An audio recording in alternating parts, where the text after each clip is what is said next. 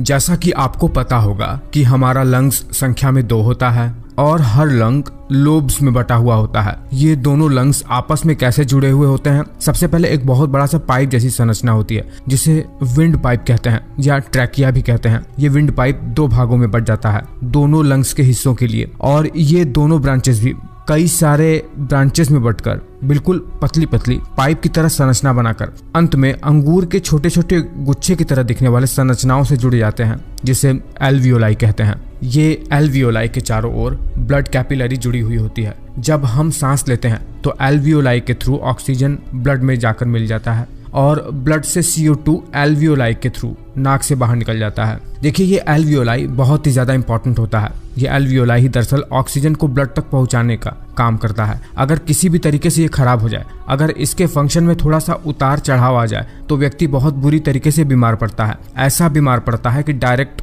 ऊपर ही चला जाता है। देखिए, एक ऐसी ही बीमारी है जिसका नाम है न्यूमोनिया, जिसमें ये एल्वियोलाई बहुत बुरी तरीके से प्रभावित होता है। और ये एल्वियोलाई प्रभावित होता कैसे है, किन चीज़ों से होता है, चलिए इसके बारे में भी जानते हैं। देखिए, ये न्यूमोनिया दरअसल एक संक्रामक बीमारी है, मतलब इन्फेक्शियस बीमारी है, जो कि बैक्टीरिया, वायरस, पैरासाइट या फंगस जैसी चीज़ों से हो सकता है। मतलब इन 3-4 पैथोजन से, कोई बाहर से आने वाली चीज़ से। देखिए, न्यूमोनिया में क्या होता है? न्यूमोनिया में दरअसल यही चारों में से किसी एक पैथोजन का इन्फेक्शन हमारे फेफड़ों के एल्वियोलाई में हो जाता है, और जब इन्फेक्शन हुआ यहाँ पर इम्यून सिस्टम अपना काम करना शुरू कर देता है। यहाँ बहुत ज़्यादा इन्फ्लेमेशन हो जाता है। ऐसे ऐसे केमिकल रिलीज होने लगते हैं इम्यून सिस्टम के द्वारा कि यहाँ पर एल्वियोलाई के अंदर, जहाँ पर सांस का आना जाना होता है, ऑक्सीजन और कार्बन डाइऑक्साइड का एक्सचेंज होता है, वहाँ पर फ्लूइड का एक्यूमुलेशन हो जाता है, मतलब पानी जमा हो जाता है वहाँ पर एल्वियोलाई में किसी भी प्रकार का इन्फेक्शन तभी हो सकता है जब आपका इम्यून कमज़ोर हो गया हो।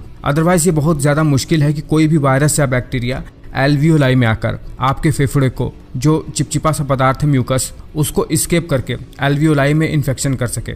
अगर एक बार इन्फेक्शन हुआ, यहाँ इन्फ्लेमेशन चालू हो जाएगा इस एल्वियोलाई में, और यहाँ पर म्यूकस और फ्लूइड का एक्यूमुलेशन हो जाएगा। ऑक्सीजन कभी भी आसानी से ब्लड में पास नहीं हो सकेगा और कार्बन डाइऑक्साइड एल्वियोलाई में नहीं आ सकेगा। अगर किसी व्यक्ति को न्यूमोनिया हो गया तो सांस लेने में बहुत दिक्कत होगी, कमजोरी होगा, बुखार होगा, मेंटल कन्फ्यूजन होगा, हेडेक होगा, मसल में दर्द होना शुरू हो जाएगा। ये सब चीज़ें होने लगेंगी। जब न्यूमोनिया इतना ज़्यादा खतरनाक हो जाए कि व्यक्ति को बहुत ज़्यादा सांस लेने में दिक्कत होने लगे तो व्यक्ति को वेंटिलेटर पर भी चढ़ाना पड़ सकता है। कोरोना में तो यही हो रहा था।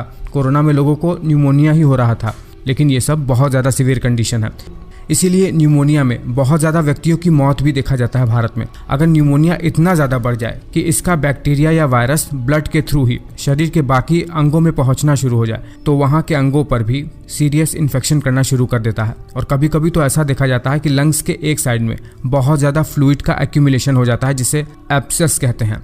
ये एब्सेस लंग्स के बाहर भी हो सकता है। इसका इलाज क्या है? इसका इलाज, अगर इन्फेक्शन बैक्टीरिया की वजह से हुआ है, एंटी बैक्टीरियल मेडिकेशन, वायरस से हुआ तो एंटीवायरल, और अगर फंगल इन्फेक्शन है तो एंटी फंगल मेडिकेशन के थ्रू इसका इलाज होता है। आराम करना, फ्लूइड का इंटेक लेना और अपने डॉक्टर की सलाह को मानना, बस इतना करके आप इसका इलाज बहुत ही आसानी से कर सकते हैं। उम्मीद करता हूँ कि आप ये बात बहुत ही आसान से आसान शब्दों में समझ गए होंगे।